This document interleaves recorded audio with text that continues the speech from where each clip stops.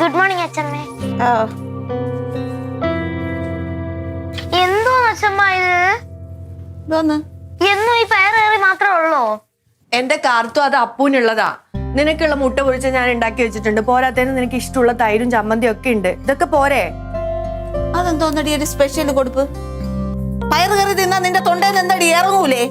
അച്ഛമ്മയ്ക്ക് എന്ത്? അച്ഛമ്മയ്ക്ക് എന്താന്നാ? ഒന്നുമില്ലെങ്കിൽ നീ ഒരു പെണ്ണല്ലേടി? നിന്റെ അമ്മ ഇവിടെ കിടന്ന് പണിയെടുക്കണം നീ കണ്ടാ? ഓ പിന്നെ, ഉള്ളത് കഴിച്ചിട്ട് പോയാൽ നിനക്ക് എന്തടി? എനിക്കൊന്നും വേണ്ട. അമ്മയ്ക്ക് വേറെ പണിയൊന്നുമില്ലല്ലോ, വെറുതെ വീട്ടിൽ കുത്തിയിരിക്കയല്ലേ. വെറുതെ അസത്തെ, നിന്റെ അമ്മ വല്ല പണിക്ക് പോയാലേ നിന്റെ അനിയനെ വളർത്തി ഇങ്ങനെ ആക്കി വിടുവായിരുന്നാടി? ആ കോന്തനെ കൊണ്ട് വല്ലതും പറ്റുമായിരുന്നാ നിന്നെയൊക്കെ വളർത്തി ഇങ്ങനെ വർത്താനം പറയാൻ വിടാൻ? അച്ഛനെ ഒന്നും പറയണ്ട. അച്ഛൻ അവൾ എന്ത് വേണമെങ്കിലും പറഞ്ഞോട്ടമ്മ. ഞാനിപ്പോ ചെയ്യുന്നതിന്റെ വിലയൊന്നും അവൾക്ക് പറഞ്ഞാൽ മനസ്സിലാവില്ല. പക്ഷെ മനസ്സിലാവുന്ന ഒരു ദിവസം വരും. അതിന് അവളും ഒരമ്മയാവണം. അന്ന് അവൾ ഇതൊക്കെ ഓർത്ത് വിഷമിച്ചോളും.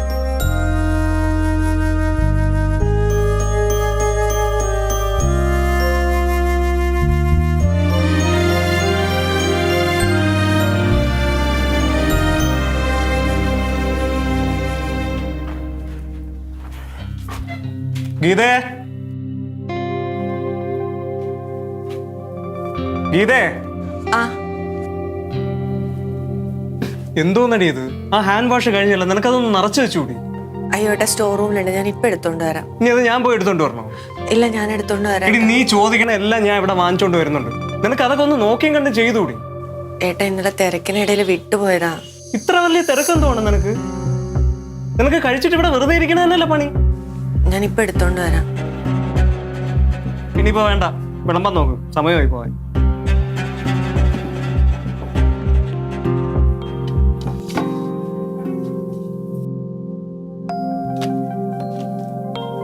അമ്മ വാരി തരണേ. ഇരിക്കുമ്പോൾ ഇരിക്കും.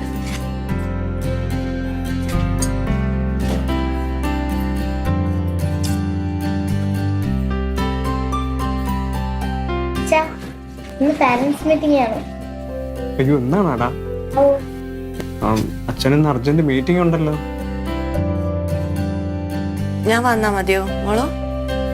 വേണ്ട, അമ്മ വന്നിട്ട് വേണം ഇനി എന്തെങ്കിലുമൊക്കെ മണ്ടത്തരം വിളിച്ച് പറഞ്ഞിട്ട് എന്നെയും കൊണ്ട് നാളാൻ കിടക്കാൻ.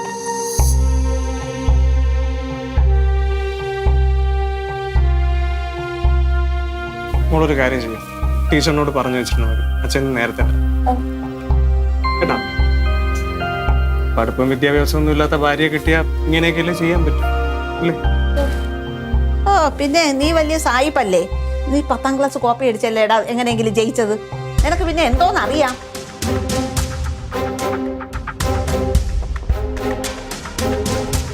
നാലാളിന്റെ കൂടെ ഇടപഴകണോണ്ട് നിനക്ക് ഇംഗ്ലീഷ് അറിയാം, അല്ലാതെ പിന്നെ നിനക്ക് എന്തെങ്കിലും അറിയാടാ?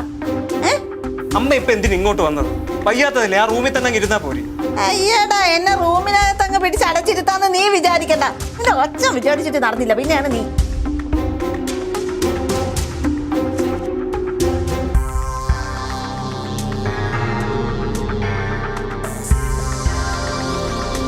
അമ്മ, അമ്മ ഒന്ന് വേഗം വരുന്നുണ്ടോ?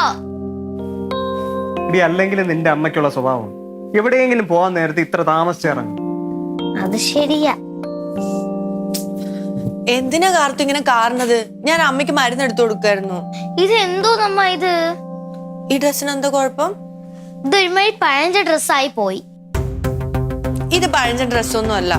ആ, ഇല്ല ഇല്ല, നല്ലതാ. അത് നിനക്ക് നല്ലവണ്ണം ചേർന്നു. എന്റെ ഒരു ഗതികേട്. അല്ലെങ്കിൽ എനിക്ക് വരാൻ താല്പര്യമൊന്നും ഉണ്ടായിരുന്നില്ല. ഒന്നാമത് അമ്മ വയ്യാണ്ടിരിക്കുക. അമ്മ നിർബന്ധിച്ചോണ്ടാ ഞാൻ വരാൻ തീരുമാനിച്ചത്. എടി, നീ വരുന്നെങ്കി വാ, അല്ലാതെ കൂടുതൽ ഷോ കാണിക്കാൻ നിൽക്കല്ലേ. അതൊന്നും കാണിച്ച ഇവിടെ ആരും മൈൻഡ് ചെയ്യില്ല, അല്ലേ മോളെ? ആ, ഷോ ഒന്നും അല്ല ഏട്ടാ. അല്ലെങ്കിൽ രാത്രിയിൽ സിനിമയ്ക്ക് വരാൻ എനിക്ക് താല്പര്യമില്ല. ഒന്നാമത് നല്ല ക്ഷീണമുണ്ട്. നിങ്ങൾ പോയിട്ട് വാ. അച്ഛാ, വെറുതെ സമയം വെച്ചേ വാ, നമുക്ക് പോവാം. മോനെ, നീ വരുന്നുണ്ടോ? അത് അമ്മയിലൂടെ നിൽക്കുന്ന? വരാത്ത എന്ത്? മക്കള് പോയിട്ടോ? ശരി, വാടാ.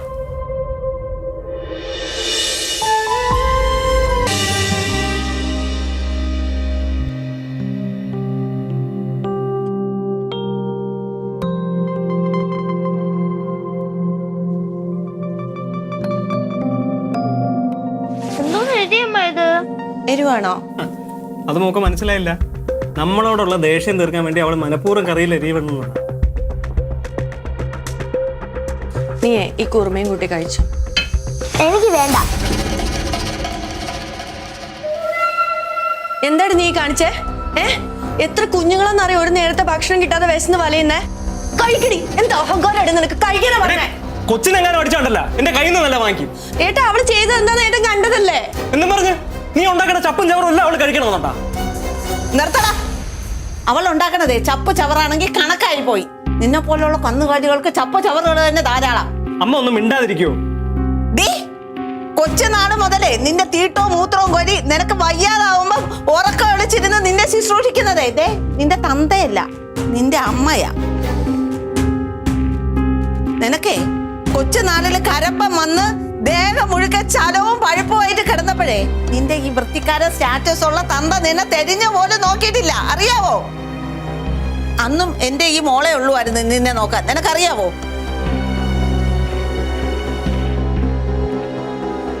അന്നൊക്കെ ഞാനും ഇവളോട് ഒരുപാട് അമ്മായിയമ്മ പോലെ എടുത്തിട്ടുണ്ട്.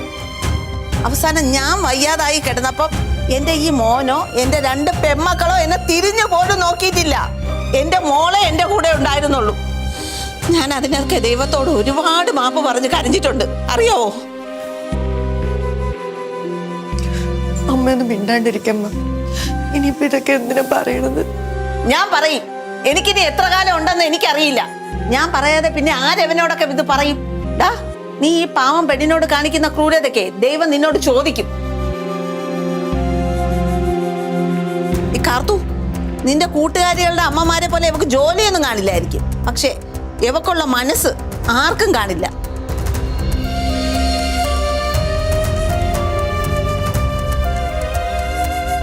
ഇവളൊരൊറ്റ ഒരുത്തി ഉള്ളത് കൊണ്ടാണ് ഈ വീട് നിലനിന്ന് പോകുന്നത്.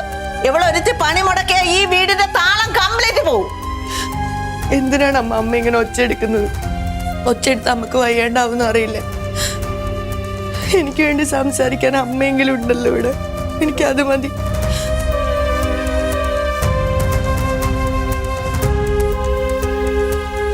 അതും കൂടി ഇല്ലായിരുന്നെങ്കിൽ ഒരു പക്ഷെ എന്നോ ഞാൻ ഇറങ്ങിപ്പോയനെ. കുഴപ്പമൊന്നുമില്ലമ്മ.